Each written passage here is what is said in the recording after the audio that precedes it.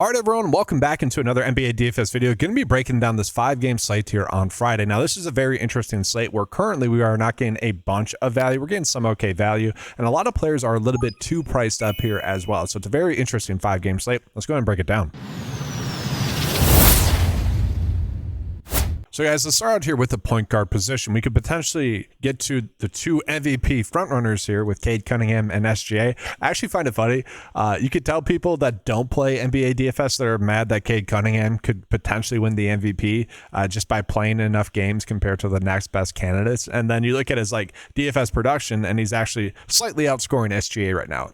And obviously has one of the best teams in the league, and so it's just, you can tell people that play DFS and don't based off of that narrative. But I do still think he is a fine pay-up play. I think SGA is a fine pay-up play. If you guys have the salary left over, you can certainly do that. Jamal Murray currently listed as questionable. I am probably staying away from him. And then unfortunately, guys, the two Bucks guards that we've been on a decent amount recently are both priced up. Okay, so Kevin Porter Jr. at 8.6, he's correctly priced now.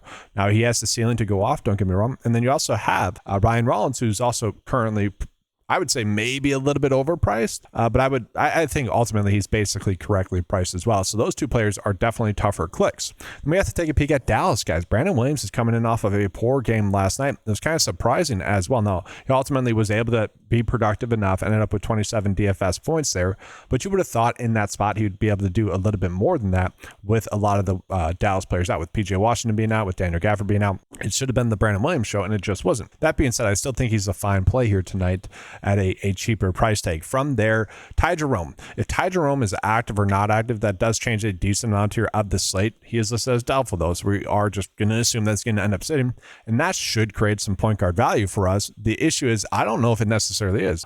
Scottie Pippen ended up only playing 22 minutes, so his minutes have been pretty thin, and he's gotten priced up enough. He could 5x, don't get me wrong, but I think we want to chase more production than that. So I've been getting to Javon Small a decent amount. If he can get 25 minutes for sure, and an increase in usage with, you know, how thin Memphis is, then I think that's ultimately what we should be doing. I think he has a great chance to 5x, and he has a decent chance to be in the GPP winning lineup. He's had several games where he's had a pretty high ceiling. So I've been playing him in the shooting guard spot, but we also need to take a peek at some of the other players here, like Walter Clayton Jr. and someone that really hasn't shot the basketball all too well recently. He's a fine play. He's my prototypical shoulder shrug play where if you're closing out your build, you're fine to get there. Rupert here as well. He's been someone that has been getting a little bit more run. Was a DNP in the last game, though, so just be on the lookout for that. He could end up being a healthy scratch, but he also could be someone that we're looking at for value. Like if he ends up starting, what could happen, you know, Memphis is doing some weird things, would be interesting then, but I think for the most part we're staying away. Let me go ahead and take a peek at some other players that we could potentially be on value-wise. Sam Merrill is someone that if James Harden ends up sitting, we could be getting to him, but right now I don't think we need to be doing that. And then there is one value guard that I don't mind getting to right now, guys, and that's going to be Jose Alvarado, who has been playing a decent amount of run. They got a game against the Bucks where they're 6.5-point favorites. He's fine for now. He's someone I'm putting in my builds now early in the morning, and then as the day progresses, I hope that I can upgrade from him. But if we can get 5x out of him, I'm okay with that right now. Then we go ahead and here and take a peek at some of these shooting guards. I'm fine if you guys want to pay up for Jaylen Brown. I feel like we'd be forcing that a little bit. Peyton Pritchard has been someone that's been going off recently as well, really besides the last two games, but he has 40-point upside priced at 7.2. This game does have the potential to be a blowout, which has been part of the issues with him recently, so it could end up being a little bit thin, but he could also be part of the reason as to why there's a blowout. With SGA being back, that means Case and Wallace is less appealing for sure, but maybe he continues that in. I think that's a little bit too risky, though. I don't think you need to do that. Again, I don't mind the idea of getting to Brandon Williams, though. I think he's a little bit too cheap, but from there, to me, it ends up being pretty thin here for the shooting guard position. If you want to take a stab on Cam Thomas to have a good night shooting, you could. You know, that's always, I think, going to be a viable option for us. But for now, I kind of just like Brandon Williams, and these are kind of the three guards where it's strange. I'm looking at these three guards the most right now. So we'll go ahead and jump now into the small forward position. And from there, Najee Marshall is kind of the one I want to begin to the most, with Cooper Flagg still being out. If Daniel Gafford and or PJ Washington end up sitting, that only benefits him even more. This ends up being a very good game, guys. This game total is almost 240, and it's a close game as well. So ultimately, I think we want to be trying to stack this game, and we do see Marshall has been going off recently. And just looking at some of his floor games, I know 23.5 there. That game was a a game in which he only had 26 minutes. So I'm expecting him to get more minutes, although the 42 minutes that he got last night is a little bit concerning. Like, he probably does end up getting closer to 30 here tonight. But overall, I still think that ends up being too cheap of a price tag. So we want to begin to him. Some of the other small forwards, guys.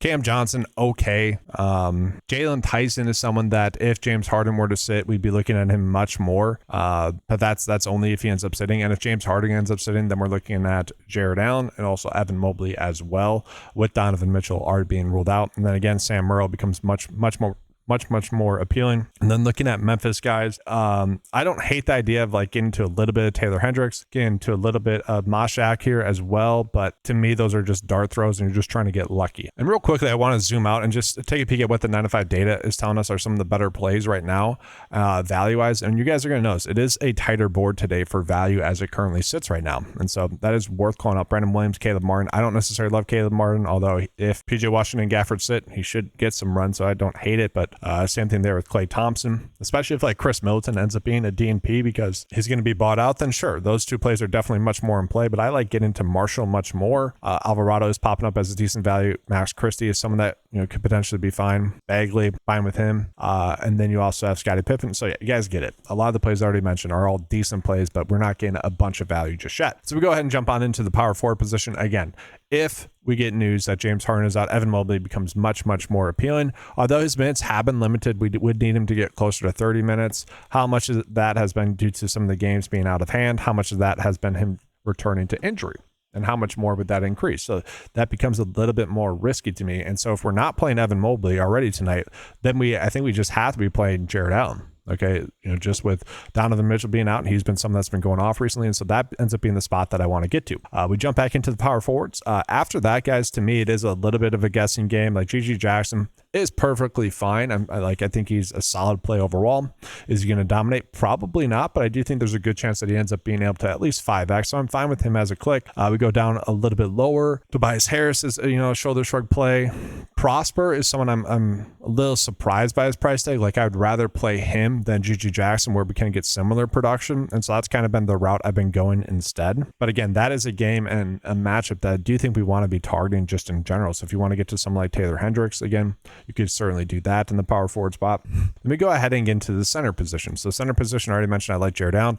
If you can afford to get up to Jokic, I think we should be doing that. And heck, in this lineup, we could easily do that there as well. He's going to have a high ceiling there. There are 6.5 point dogs in this game, which I found interesting there, with SGA returning from injury, kind of. I don't know. It seems to me it should be more of a toss-up. But from there, who else could we be looking at? Duran's fine as like a GPP play. I don't think you need to go crazy with him. To me, I like going Allen. I like going Jokic. And then maybe you just try to get lucky with Sims having a good game. He's been someone where over the past several games has had some pretty solid outputs. Got a double-double in the last game. Gets a matchup here with New York where I do think he's going to have to get some minutes. And the minutes have been there for him. And so I think at this price tag, if we could be getting 30 DFS points at 4.4, I'm okay chasing that. So that's a decent value center play for us as well. So let's close out this first look build here for you guys. We got a forward. We have 5.1 left over. Who can we get to? Jalen Wells, Nolan Clowney. I'm perfectly fine with either of those. We'll go with Wells for now, but it really doesn't matter. I'm perfectly fine with this. This ends up being a decent build overall.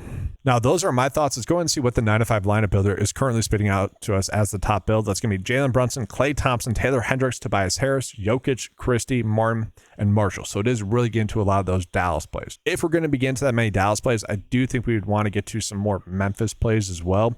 I already mentioned a decent amount of the ones that I like. And again, if Ty Jerome is out, Javon Small becomes the player that we want to get to more so. And so that's something that'll be obviously updating throughout the day. And that's something I'm already planning for. But guys, that's going to do it for this video. Appreciate you being here. Make sure to leave a like on the video, subscribe to the channel if you guys have not done so before. If you guys would like access to that NBA DFS lineup builder, you guys can head on over to 9to5sports.com, get access to that tool for just $10 a month. I'll give you access to all the other tools available on the website as well. Thank you guys for watching. Good luck. And as always, let's keep cashing.